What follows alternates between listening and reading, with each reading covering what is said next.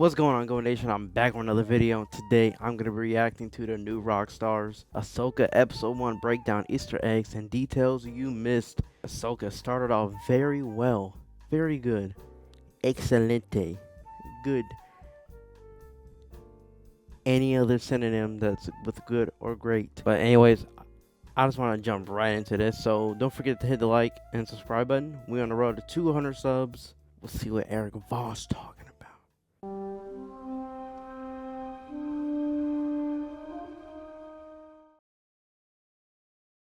Welcome back to New Rockstars. I'm Eric Voss, and this is a breakdown of Star Wars Ahsoka Episode 1, Master and Apprentice. Yet another Star Wars moment that makes Qui-Gon Jinn wish he was born just a few years later for medical technology to heal stab wounds. I am loving this series so far. It's doing some interesting stuff with Star Wars lore. I got some theories, folks. My Easter egg breakdown of Episode 2 will come to this channel tomorrow, and me and Tommy's Wookiee Leaks discussion of Episodes 1 and 2 are over on the Break Room channel. Please subscribe to that channel. And the SAG-AFTRA has informed us that entertainment journalists like New Rockstars are allowed to cover movies and TV shows like this during the strike, but we support these unions and getting a fair deal from the AMPTP. All right, let's get started. We open with a red Lucasfilm logo with some amazing music from composer Kevin Kiner. Oh, it was so good. That was so good.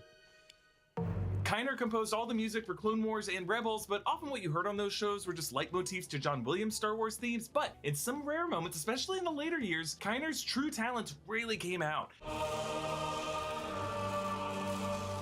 And here, there's this unusual percussion. Framing the story of Ahsoka is what I consider to be a story of witchcraft and astrology. Way more than I expected. Whereas normally the Lucasfilm fanfare has a mix of red and blue lights flashing over the metallic heads, now it is only the color red. We see the mask of Vader, then C-3PO, then a clone trooper helmet. Could we get a Rex cameo this season? That would be fire. Then the head of an HK assassin droid, then the helmet of Marok, that's the mysterious new Inquisitor who joins Baylan and Shin, then Hu Yang, then a stormtrooper, then Chopper, and then finally the Mandalorian Night Owl T-visor design of the helmet of Sabine Wren. Red is also the color of a new take on the Star Wars opening crawl, which is incredible. It's dope. Red instead of yellow, and rather than bending backward into space, it just scrolls upward. So why the difference? Why the prominence of the color red here? Well, I think it's because we are in a dark era where a new narrative is being written. It's not a story of ragtag resistors bringing down an evil Goliath. Here, the good guys start the story in charge, and they are letting control slip away to the forces of evil. Now, this opening crawl catches us up with who Ahsoka is, who Morgan Elsbeth is, and who Thrawn is. Now, I've made some other videos about Thrawn, but he is awesome. Coming from Timothy Zahn's 1991 Heir to the Empire Thrawn trilogy, a character who is brought back into Star Wars Rebels, an animation voiced by Lars Mikkelsen, who will play the character on this show. He's a blue-skinned Chiss, an Imperial Admiral, a brilliant individual. We last saw him at the end of Rebels when he and Jedi Ezra Bridger were zipped out to hyperspace by a pod of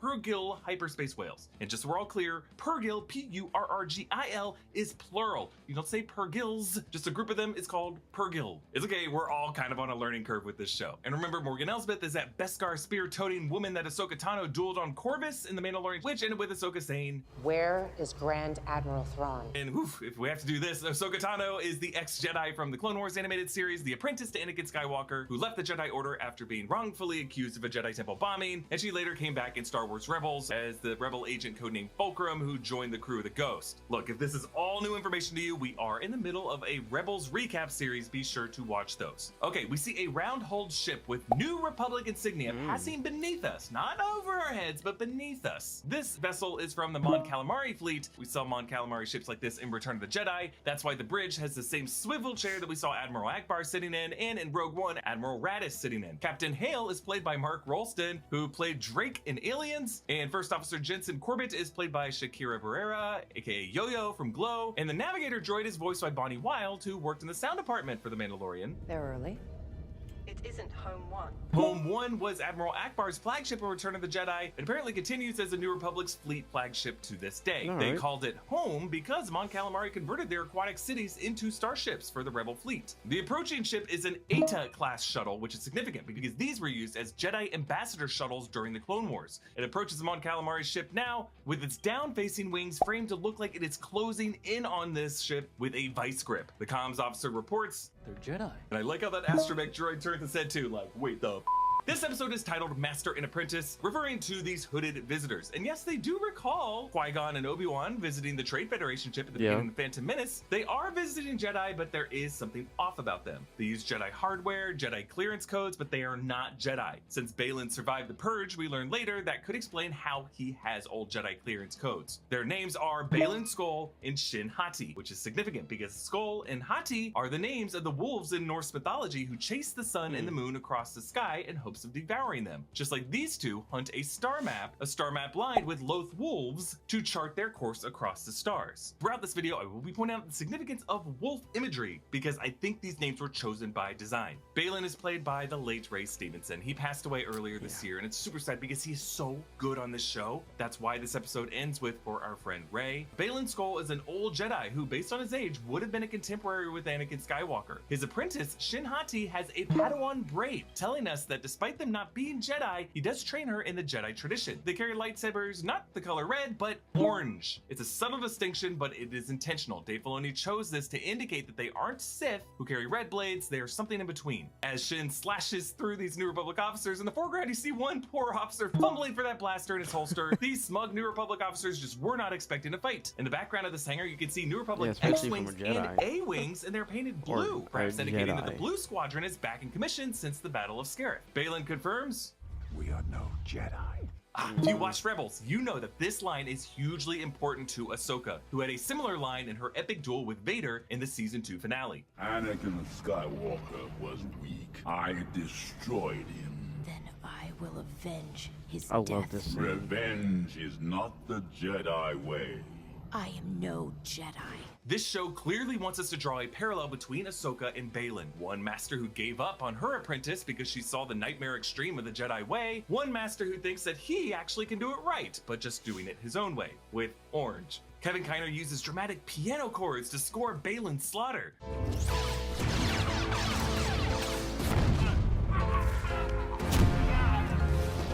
It's so good, and Baylan never stops moving, like Vader in the Rogue One killbox sequence. Vader also incorporated a levitating force choke. Baylan even uses the force to unlock a scomp link, which are normally so complicated only an astromech can crack them. This guy has clearly mastered the ways of the force in ways that we haven't seen since Vader, or I guess arguably Luke Skywalker. Morgan Elsbeth's prisoner jumpsuit is numbered in Orbesh 620, and she says, Baylan, you are true to your word. And well paid for it, Lady Morgan. So it sounds like Morgan set up some mercenaries to break her out if she were ever captured. Okay, on to Ahsoka Tano. She explores ruins on a planet that we later learn is called Arcana. Structures built by Morgan Elsbeth's ancestors, we learn the Night Sisters of Dathomir. Morgan Elsbeth is a Night Sister of Dathomir, and this is a huge deal. The Night Sisters refer to a sect of magic-wielding female Dathomirians that included Maul's mother, Mother Talzin. This coven used their green sorcery to reanimate his legs, and the Night Sisters are awesome. Dave Filoni based them on the Witches of Dathomir from Dave Wolverton's 1994 Legends novel, The Courtship of Princess Leia, but the character, the sorceress Charal from the 1985 TV movie Ewoks The Battle of Endor, was later retconned into a Night Sister from the illustrated Star Wars universe. So technically, they've been with us for some time. The Legends term was technically the Witches of Dathomir. With Star Wars Clone Wars, they were called the Night Sisters, but they were considered to be the same thing. And then in 2022, in the Book of Boba Fett Chapter 3, Danny Trejo's character, the Rancor Tamer, started talking about the history of Rancors, and he said this. It is said that the witches of Dathomir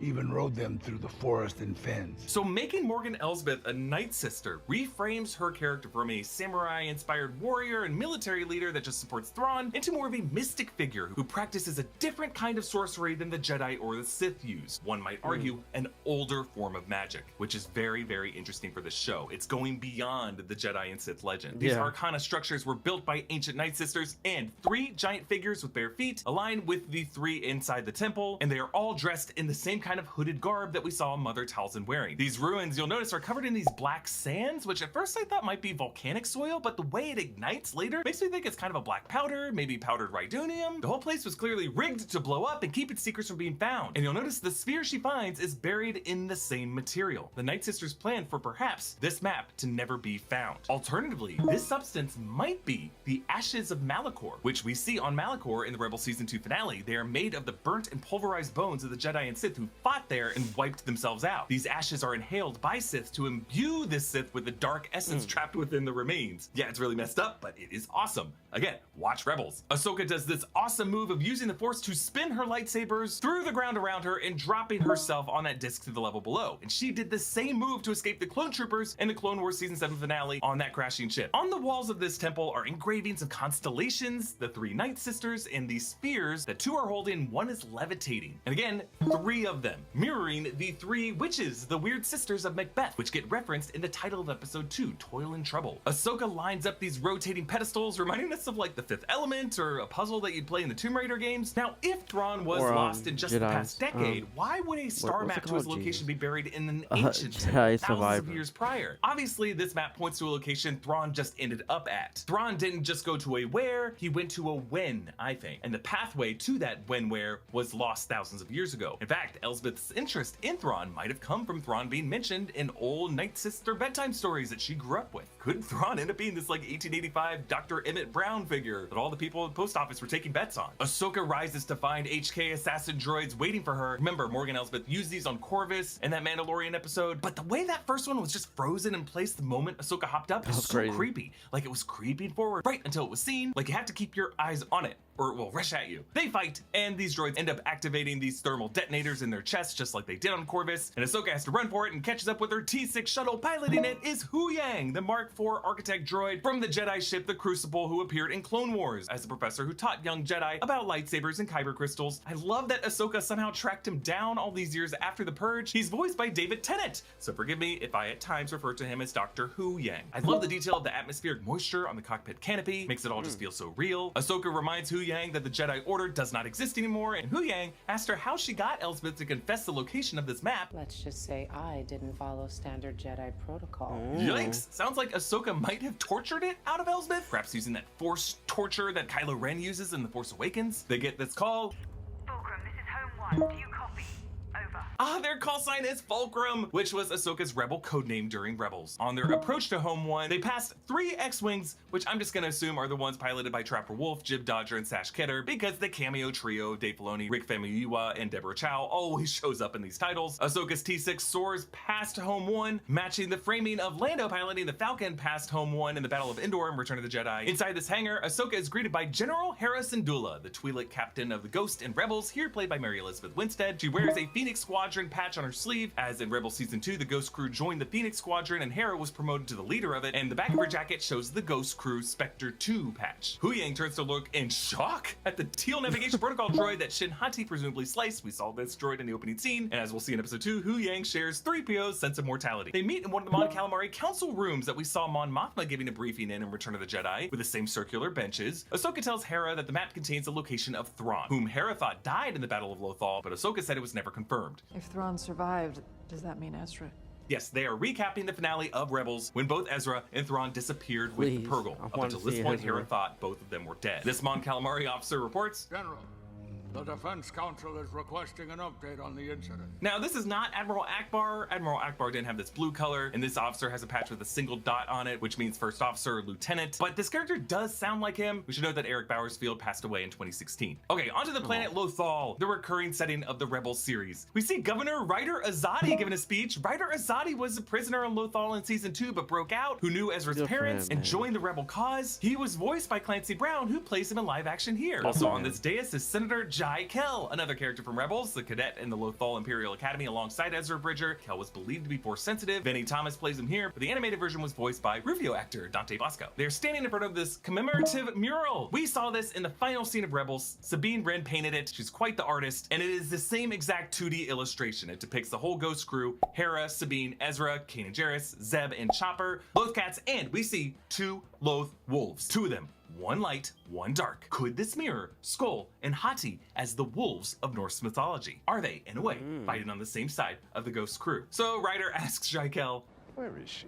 Actually, I think you can see Sabine's speeder bike in the lower right in the far distance, in the background on the ground there. Okay, set to some rock music that is definitely not common for Star Wars. Sabine Wren, played by Natasha Leo Bordizzo, speeds down this Lothal highway. She's wearing this helmet with some Lothcat drawings and the Orbish letters of B, AE, and B, or babe. She also has a Phoenix Squadron patch on her jacket, though later in her box in her home, there is another Phoenix Squadron patch, which I wonder might be Ezra's. Meanwhile, the Orbesh on the traffic overhangs reads caution, and then later, Sector 7, Sabine is chased by 2 E-Wings. Now previously, these only showed up in Legends literature, first introduced in the Dark Empire comic. They were known as escort shuttles introduced during Thrawn's campaign to rebuild the fallen empire. Sabine seems to have a familiar relationship with this pilot, and notice his call sign is Spectre 2-1. So Spectre was how the crew of the Ghost numbered themselves. Sabine was Spectre 5, Kanan Jarrus was Spectre 1, Harris Syndulla was Spectre 2, Chopper Spectre 3, Zeb was Spectre 4, Ezra was Spectre 6, and then later on, Hera and Kanan's son, Jason, was Spectre 7. So it seems like they've continued that tradition with all the Lothal pilots. The astromech droid that shorts out is actually based on the vintage R2-D2 toy from Kenner with the teardrop indents for the red and the blue eyepieces. Really fun Easter egg there. Sabine lives in a communication tower that looks like Ezra's roost, Lothal Net Com Tower E272. Seems like she's just moved into the home that he started the series in. On the walls, she's painted several stormtrooper helmets that have been X'd out. You can also see some drawings of Loth Cats, Loth Wolves, Chopper, and some stacked stones. It might be a nod to her Jedi training of having to stack stones, like Yoda did with Luke on Dagobah. And we learn that she is kept as a pet. My favorite character in the series, this spotted Loth Cat, which looks like a mix of VFX in the wide shots, but in close-ups, a practical puppet, which is similar to the mix of VFX and puppetry that brought Grogu to life. Just like Grogu, I want one of these things. Loth Cats, a reminder, are native to Lothal. We actually saw one in live action growling at Grogu in The Mandalorian. As Sabine feeds this furball, in the foreground under the table collecting dust is her old Mandalorian helmet. Sabine came from the Mandalorian house Vizsla and served as an Imperial weapons specialist before she defected, but her family on Cronus remained loyal to the Empire. She briefly wielded the Darksaber. She got trained by Kanan in Season 3, but she handed off the Darksaber to Bo-Katan Kryze. Sabine had always kept her hair short because her scalp would get hot under the helmet, so the fact that her hair is grown out now tells us that she's left that warrior life behind. She plays a holo recording from Ezra Bridger, who is played in this series by Iman Esfandi. Sorry for disappearing on you. As a Jedi, sometimes you have to make the decision no one else can. We're not really family, but you're like a sister to me. I know your fight isn't over, and now I won't be there to help you. Like that no more. But I'm counting on you to see this through. Oh wow, so like Tony Stark in Avengers Endgame, Ezra Bridger knew what he was about to do, make a sacrifice play with Thrawn in the Purrgil, and he took a moment to make a goodbye recording before that final fight. I like the detail how he rubs his head when he says we're not really family, because that was just a recurring thing in Rebels. All these members of the Ghost crew had their own families that they were either running away from or dying to get back to, yet they still loved each other. And clearly Ezra doesn't want to insert himself in between Sabine and her family. Morgan Elsbeth tells Shin that she's a Night Sister of Dathomir. You're a witch. A survivor. Damn. So Elsbeth rejects the pejorative of someone who would use sorcery for whims, instead reframes the idea of being a Night Sister as a believer who holds closer dogma in order to survive over the ages. Someone who has survived in the way that the Jedi and the Sith have not survived. Shin still doesn't trust it though. What thread is she spinning? No, it's not witchcraft. Yes, Elsbeth is obsessed with the idea of fate and prophecy, and spinning thread comes from the Greek archetype of spiders and the fates spinning thread and weaving the tapestry of the future. But Baylan, notice, no longer sees it as a bogus superstition. But with Baylan is an Inquisitor who we still know little about, Marok. Their helmet is similar to that of the 8th brother in the Rebels Season 2 finale. That character supposedly died, but reminder that Inquisitors are Jedi hunters recruited by Darth Vader and Palpatine after the Purge, all of them former Jedi, to hunt down all the other Jedi refugees that are still in hiding. We know this one's an Inquisitor because all Inquisitors carry this round-hilted lightsaber that spins like this. Sabine dreams about Ezra, and we hear his voice saying,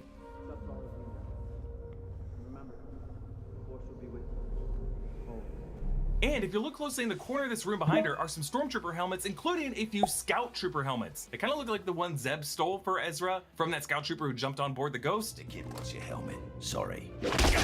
They also wore some Scout Trooper helmets when they first went into the Jedi Temple on Lothal. There's just a lot of different instances that they would have these from. This shot of Sabine looking out from the comms tower at the 2 X-Wings and Ahsoka's T6 mirrors the opening shot of Ezra in Rebels Season 1, Episode 1, when he looked out at the Star Destroyer that arrived to Lothal. Writer Azadi scolds Sabine. We're missed, Sabine. Everyone was there. Not everyone. Yes, Sabine skipped the ceremony because it didn't feel right without Ezra there. Kevin Kiner doesn't sample John Williams' themes exactly, but he does include some riffs that evoke it, like he does here.